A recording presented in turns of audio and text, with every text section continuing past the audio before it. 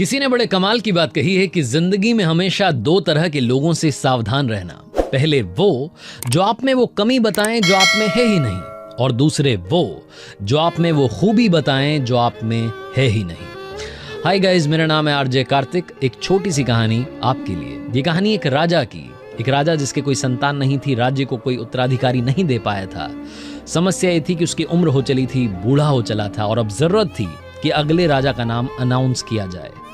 राजा ने अपने मंत्रियों से बात की, डिस्कस किया कि क्या किया जाए, इस समस्या का समाधान क्या निकाला जाए। तो मंत्रियों ने कहा कि काम कीजिए राजा साहब, आप किसी भी बच्चे को अडॉप्ट कर लीजिए और उस बच्चे को अगला राजा घोषित कर दीजिए। वो आपका बेटा होगा, अगला राजा बन जाएगा, कहीं कोई समस्या नहीं है।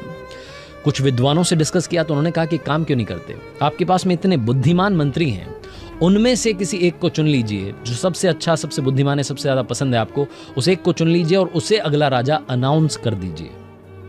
राजा को लेकिन ये सजेशंस पसंद नहीं आ रहे थे। एक बार एक विद्वान आया, उसने कहा कि काम क्यों नहीं करते, इतिहास भरा पड़ा है, बहुत सारी कॉम्पिटिशन्स अब तक हुई हैं राजाओं को चुनने के लिए, तो क्यों ना आप एक प्रतियोगिता करवाएं और उसमें जो सबसे अच्छा हो, सबसे बढ़िया विनर निकले, उसी को आप अनाउंस कर दें, कहीं कोई समस्या नहीं है। ये तो बरसों से होता है, इतिहास कहता है।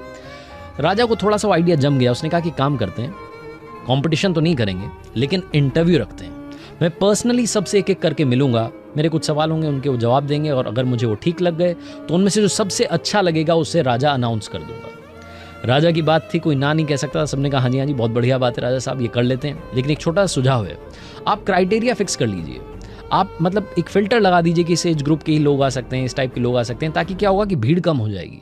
राजा ने कहा कि नहीं, मेरे पास में बहुत वक्त है, मैं दिन भर अब यही करूंगा, मुझे अगला राजा चुनना है।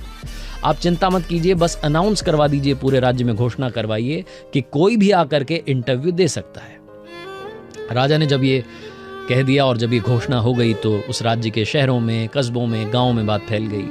एक छोटे से गांव में किसान था, उसका एक बेटा था। उसको ये बात मालूम चली तो उसने पापा से जाकर कहा कि पापा जी, मैं भी जाकर के एक बार कोशिश करना चाहता हूँ, मैं भी राजा बनना चाहता हूँ। तो किसान ने कहा कि बेटा, हम किसान हैं, हम कहाँ राजा, तुम कहाँ सपने देख रहे हो, और इस सब में फालतू अपना समय मत लगाओ। लड़के की जिद थी, उसकी मम्मी ने कहा कि अरे भेज दो ना एक बार। पापा जी मान गए।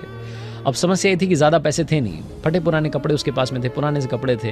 वो इम्प्रेस करना चाहता था राजा को। वो लड़का चाहता था कि अच्छे कपड़े पहन करके जाऊँ, शानदार अटायर में जाऊँ, ऐसा माहौल बने कि राजा इंप्रेस हो जाए। उसके बाद में जो सवाल पूछेंगे उनके जवाब तो दे ही दूंगा। तो उसने अपने पापा से कहा कि पापा कुछ पैसे मिल जाते।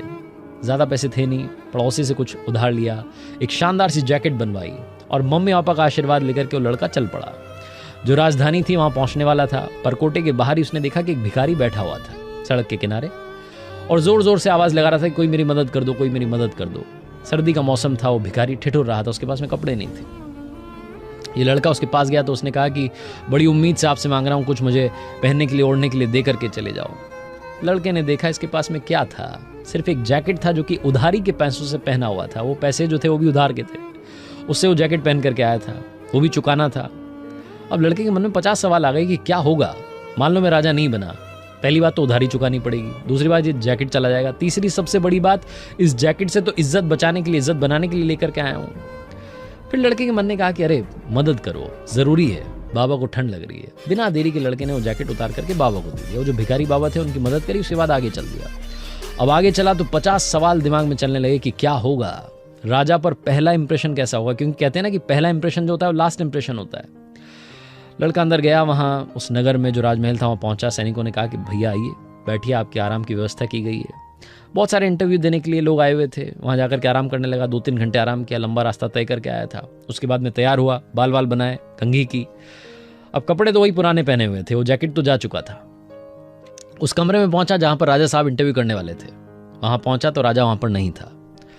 लड़के के हाथ पैर कांप रहे थे, इसको लग रहा था कि पता नहीं क्या होने वाला है, पता नहीं क्या सवाल होंगे, क्या इंप्रेशन जाएगा। राजा तभी अचानक से आया और राजा को देख करके लड़का चौंक गया। इसके पैरों के नीचे से जमीन खिसक गई, मुंह में शब्द नहीं आ रहे थे, क्योंकि वही राजा था जो 2-3 घंटे पहले भिखारी के रूप में परकोटे के बाहर मिला था। अब लड़का हड़बड़ाते हुए बोलने लगा, बोल नहीं पा रहा था, तो इशारों में उसने पूछा कि वही हो जो मिले थे। तो राजा ने कहा हाँ, मैं वही भिखारी हूं जो तुमसे 2-3 घंटे पहले मिला था। राजा ने जब ये बोला तो लड़के में हिम्मत आ गई। लड़के ने कहा कि ये क्या कर दिया, मेरे पास में एक ही जैकेट था, वो भी आपने ले लिया। लड़का उसी जैकेट में उलझा हुआ था। लड़के ने कहा कि ये कौन सी परीक्षा आप ले रहे हो, मैंने तो वहां मदद करी, आपने तो जैकेट भी रख लिया। अब मुझे तो ये भी नहीं पता कि आप राजा बनाओगे कि नहीं बनाओगे। राजा ने कहा कि अरे चिंता मत करो, वो छोटी सी परीक्षा थी जो मैं ले रहा था।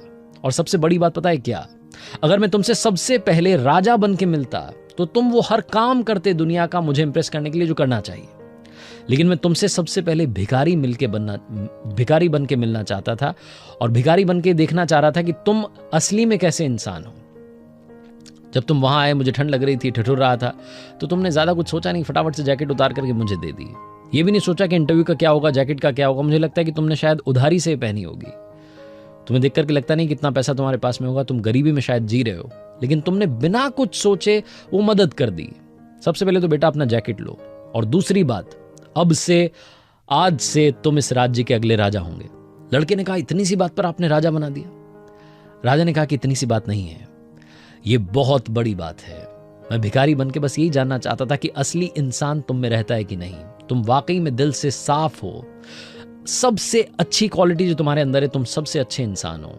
तुमने मदद करके बता दिया कि तुम सबके बारे में सोचोगे और रिटर्न में तुम्हें कुछ नहीं चाहिए, क्योंकि तुम्हें पता था कि वो भिखारी तुम्हें कुछ देने वाला नहीं है। यहां तक कि जो तुम्हारे पास है वो भी चला गया है, तुम जिस काम के लिए आए वो भी होगा नहीं, लेकिन तुमने बिना कुछ सोचे मदद कर दी।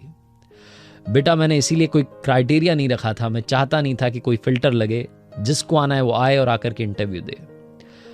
इस इंटरव्यू से, इस छोटी सी परीक्षा से मैंने अपने राज्य के लिए एक बहुत बढ़िया राजा चुन लिया है। छोटी सी कहानी है लेकिन बहुत कुछ सिखाती है कि हम सब चाहते हैं कि सब हमसे प्यार करें, लेकिन सबसे बड़ी बात, क्या सबसे हम प्यार करने के लिए तैयार हैं?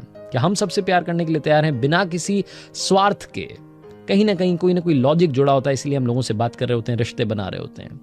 लेकिन जिंदगी में कोई काम बिना किसी स्वार्थ के करके देखिएगा, जब आपने वो काम किया और रिटर्न में आपको कुछ नहीं चाहिए, आप देखना आपके 40 काम अपने आप अच्छे होते चले जाएंगे। और जिंदगी में वो कहते हैं ना कि 1% से रह गया, छोटी सी गलती हो गई, वो बिल्कुल ऐसे बाउंड्री पर जाकर के चूक गया, वो गेंद बाउंड्री पर जा रही थी, चौका लगने वाला था और थोड़ी सी पहले रुक गई। वो जो 1% वाले काम रुक जाते हैं, वो काम अपने आप होने लगेंगे। मैंने कई कहानियों में कहा है कि पैसा तो हर इंसान कमाता है, दुआएं कमाना शुरू कीजिए, क्योंकि दुआएं ही जिंदगी में चमत्कार करती हैं। आरजे कार्तिक हर कहानी के आखिरी में कहता है, आज भी कहेगा, कर दिखाओ कुछ ऐसा कि दुनिया करना चाहे आपके जैसा।